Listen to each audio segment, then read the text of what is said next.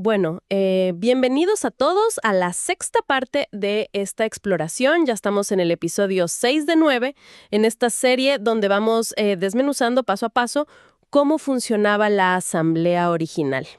Y bueno, sin los filtros de nuestra cultura actual. Sí, qué gusto estar acá nuevamente. Es un viaje fascinante. Y para retomar un poquito el hilo, en nuestra charla anterior vimos que las reuniones de la iglesia original pues no giraban en torno a escuchar un sermón de forma pasiva, ¿verdad? Ajá, exacto. El monólogo no era el centro. Tal cual. Y eso nos dejó con una pregunta gigante flotando en el aire. O sea, si no se sentaban a escuchar un sermón, entonces, ¿qué hacían exactamente cuando se reunían? Y fíjate que si el tema de los sermones movió el piso para quienes nos escuchan, este tema de hoy, toca una fibra súper sensible para cualquiera que asiste a una comunidad de fe. Uy, sí, totalmente. Es de los temas más intocables, digamos. Sí, porque hoy vamos a explorar el rol de la música.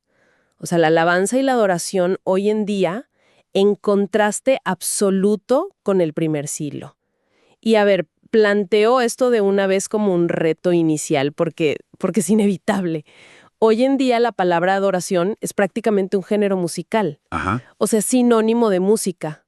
¿Cómo vamos a separar algo que parece tan natural y tan fusionado en la mente de todos? Es que claro, ese es el gran tema. Y para desenredar esto, el primer paso lógico no es ponernos a debatir sobre estilos musicales, sino ir directo a la fuente, al texto original en griego. Exacto, la raíz. Sí, porque es fundamental entender qué significaban realmente esas palabras que hoy traducimos como adorar y alabar para los apóstoles. Porque si agarramos un texto del siglo I y lo leemos con el diccionario mental del siglo XXI, pues las conclusiones van a estar totalmente distorsionadas. Totalmente de acuerdo. A ver, entonces vamos a esa raíz. Empecemos con esa palabra inmensa que vemos en los letreros de tantos auditorios. Adoración. ¿Qué hay cuando rascamos la superficie del griego? Bueno, mira, el término griego principal que usamos o que nuestras Biblias traducen como adoración es la palabra proskuneo. Proskuneo. Ok. Ajá. Y aparece unas 61 veces en el Nuevo Testamento. Y lo que revela su significado literal es, la verdad es fascinante. Porque proskuneo no significa cantar. ¿Cero cantar? Cero. Tampoco significa cerrar los ojos al ritmo de una balada lenta. Significa de manera súper literal postrarse, o sea, rendir homenaje. ¡Wow! Es la acción física de tirarse al piso, poner las manos hacia adelante y pegar la frente al suelo. Espera, o sea, es una postura física. Puramente física y direccional. Es un acto de sumisión total ante alguien superior. Esto me rompe el esquema por completo. Porque, a ver, si proskuneo es única y exclusivamente postrarse, significa que tomamos una postura de humillación corporal extrema y le pegamos esa etiqueta a una canción pop contemporánea. Exactamente. Es un intercambio de significados total. Y aquí te lanzo un dato contundente que salta al revisar las fuentes históricas. A ver. Ni en la traducción griega del Antiguo Testamento, o sea, la Septuaginta, ni en todo el Nuevo Testamento, la palabra proskuneo tiene una connotación musical. Ninguna. Cero. ¡Qué fuerte! O sea, cero instrumentos. Nada. No implica cantar, no implica tocar un arpa, ni seguir una liturgia. Son acciones físicas. Arrodillarse y caer sobre el rostro. Es que si lo pensamos bien, o sea, es como si decidiéramos llamar tiempo de abrazos a un momento donde nadie se toca. Ajá. Sino que simplemente todos se ponen de pie y cantan canciones sobre los abrazos. O sea, le vaciamos el significado original a la palabra y lo rellenamos con algo moderno, ¿verdad? Esa analogía es, pero perfecta. Ilustra tal cual lo que ha pasado a lo largo de los siglos. Le pusimos la etiqueta adoración a la música. Pero bíblicamente, adorar no depende de la música en absoluto. Claro. Ahora, para ser justos y tener todo el panorama, ¿qué pasa con la otra gran palabra? Alabanza. Porque ahí la historia sí es un poco distinta, ¿no? Sí, ahí hay matices diferentes. La alabanza sí aparece unas 39 veces en el Nuevo Testamento. Tiene distintas raíces griegas como ainesis o aineo, epainos, eulogia. Y esas palabras de alabanza, esas sí involucran la banda musical en el texto. Pues no en el sentido que nos imaginamos hoy. Por ejemplo, ainesis es una ofrenda de gratitud verbal. Aineo es, literalmente, decir cosas buenas de alguien, dar o glorificar. Pero en su esencia es simplemente hablar bien de los atributos de Dios. O sea, es el acto de elogiar. Exacto. Y lo crucial aquí, y esto es clave para el análisis de hoy, es que ninguna de estas palabras jamás se usó como el nombre de un bloque musical dentro de la asamblea semanal. Ok, pero voy a hacer un poquito de abogada del diablo aquí. Porque, para quienes leen la Biblia constantemente, la música está por todas partes. Sí, claro. Uno lee, por ejemplo, que Jesús cantó en la Pascua en Mateo 26, o tenemos a Pablo y a Silas cantando a gritos en una cárcel romana a la medianoche en Hechos 16. Ajá, los clásicos ejemplos. Exacto. Y ni hablar de Apocalipsis. Todo eso está lleno de seres celestiales con arpas. Entonces, a ver, ¿cómo encaja todo ese canto bíblico si la alabanza y la adoración no eran bloques musicales en la iglesia? Es una excelente pregunta, porque esas referencias son bellísimas y demuestran que la música existe y es totalmente válida. Pero hay que aplicar una lupa de contexto a cada escena. A ver, desglosemos eso. Bueno, en Mateo 26, Jesús sí canta un himno, pero lo hace porque está siguiendo paso a paso la antigua liturgia judía de la Cena de la Pascua. Es un rito familiar judío, no es una reunión de la iglesia cristiana. De hecho, la iglesia ni existía en ese momento. Claro, claro. Es un evento de un calendario judío, no es un domingo por la mañana en Éfeso. Exacto. Ahora vamos con Pablo y Silas en Filipos. Estaban ahí en una celda, con las espaldas destrozadas por los azotes, encadenados. Ese canto fue una expresión cruda y espontánea de dos hombres sufriendo.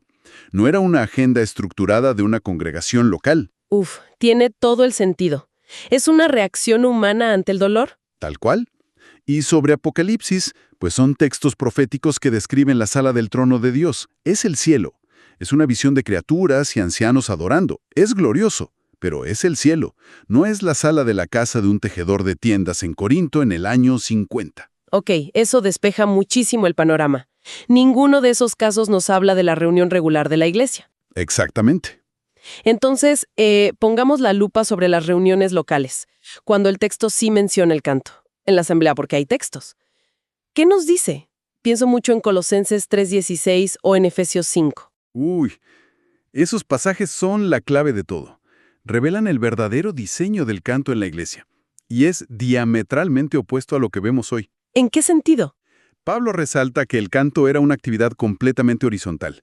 Fíjate que dice hablando entre vosotros con salmos, himnos y cánticos. El propósito del canto era la edificación mutua. Hablando entre vosotros. Sí, o sea, el énfasis era la letra, la transmisión de la doctrina para consolar al hermano que tenías al lado. No era buscar un éxtasis sensorial individual. Me parece vital intentar visualizar esto. Imaginemos la sala de una casa romana en el siglo I. Hay, no sé, 15 o 20 personas compartiendo una comida. Y de repente, alguien empieza a entonar un salmo. Ajá. O sea, no hay reflectores, no hay sistema de sonido, se miran a los ojos, están cantando una verdad profunda para animar a un hermano que tal vez sufre persecución. Es algo súper acústico, crudo y horizontal. Es la imagen perfecta. Es 100% comunal. Fíjate que ahí no hay separación entre el que canta en la tarima y el que escucha abajo. Todos son partícipes activos de animarse unos a otros. Lo cual genera un contraste brutal con hoy en día, porque hoy se nos dice constantemente que la música debe ser vertical, o sea, cierren los ojos, ignoren al que está al lado y conéctense a solas con Dios. Totalmente. Es como ponerse, no sé, gafas de realidad virtual en medio de un estadio. Físicamente están en el mismo cuarto, pero espiritualmente cada quien opera en su burbuja emocional. Se pierde toda esa horizontalidad que pedía Pablo. ¡Qué fuerte! Es que esa analogía de las gafas de realidad virtual me parece súper precisa y nos ayuda a entender cómo pasamos de un extremo al otro, porque claro, esto no fue de la noche a la mañana. Ajá. ¿Cómo fue esa evolución? Pues mira, si recordamos el modelo tradicional de hace algunas décadas, ahí todavía quedaba algo de comunidad. Tenías un himnario, quizás un piano, un volumen normal, y la responsabilidad de cantar era de todos. La música era un vehículo sencillo y la letra era la protagonista. Claro. O sea, en ese modelo tradicional nadie salía evaluando si el guitarrista la rompió o si el cantante desafinó. Todos participaban. Exacto. Pero luego pasamos al modelo contemporáneo y la dinámica cambió radicalmente. Ahora tienes a un líder de alabanza, una banda profesional, luces, pantallas, volumen de concierto. O sea, un show. Sí, y casi sin darse cuenta, la congregación se convierte en una audiencia pasiva. Una audiencia que evalúa la calidad de la experiencia. Y esto nos lleva a un punto súper crítico en esta charla, porque muchas personas van a defender este modelo moderno diciendo, bueno, pero es que ahí yo experimento el clímax de mi semana. Siento a Dios de forma palpable con esas luces y ese sonido. Y es súper válido que sientan eso. Claro, pero basándonos en los datos y la ciencia, ¿qué está ocurriendo realmente a nivel físico en esos momentos? Mira, hay que hablar de esto con mucho respeto por la sinceridad de la gente, pero también con total honestidad intelectual sobre cómo funciona nuestra biología. Cuando cambias la edificación mutua por una experiencia sensorial, abres la puerta a dinámicas de manipulación psicológica. A ver, expliquemos esto. ¿Por qué manipulación? Analicemos los componentes. Primero, las luces bajas. Biológicamente, la oscuridad dilata las pupilas y reduce tu percepción espacial. Tu cerebro deja de procesar a los que están al lado y te aísla. Eso crea una intimidad que en realidad es artificial. Wow, ok, las luces. Luego el sonido. Los bajos profundos y el volumen alto resuenan físicamente en el pecho. Esa vibración hace que tu sistema nervioso libere adrenalina y dopamina. El cuerpo interpreta esa reacción química como algo trascendental. O sea que parte de esa, entre comillas, presencia que sentimos a veces es pura resonancia acústica haciendo efecto en el cuerpo. Es fisiología humana básica. Y a esto le sumas el ingrediente más potente de todos, la repetición. En la industria a veces se le llama el modelo 7-11. 7-11. ¿Cómo es eso? Consiste en cantar frases de 7 palabras repetidas 11 veces. Se le pide a la gente cerrar los ojos, levantar las manos, repetir la frase como un mantra mientras el volumen sube y sube.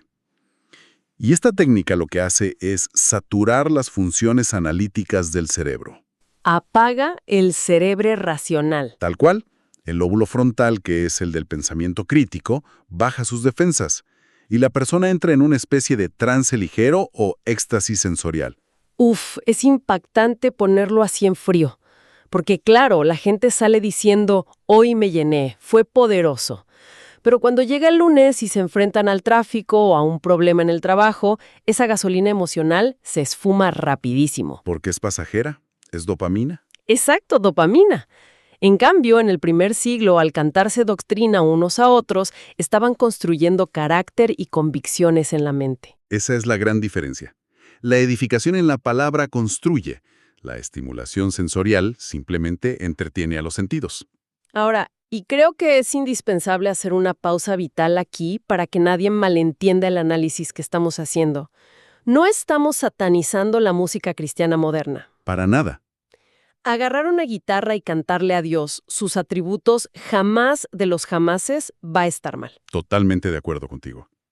Y la música contemporánea produce arte que es magnífico.